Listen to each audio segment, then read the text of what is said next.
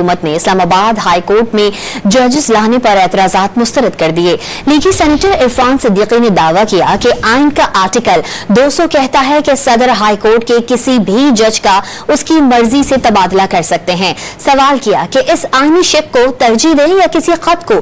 मुशीर कानून अकील मलिक ने बावर कराया कि वफाकी आकाई का तसव्वुर मजबूत करने के लिए मुख्तलिफ कौमियत के जजेस को लाया गया।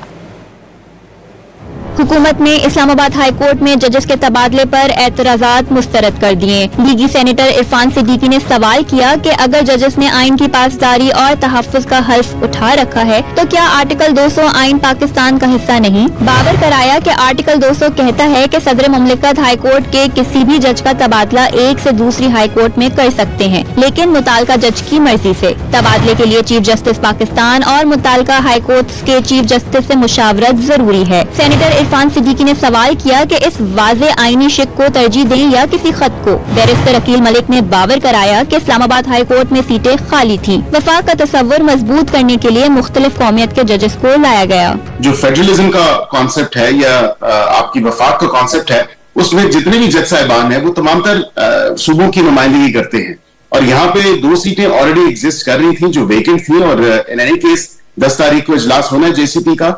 इसकी मेन वजह तो यही है कि सराइकी स्पीकिंग जज, आपके बलोची स्पीकिंग जज वो नहीं है।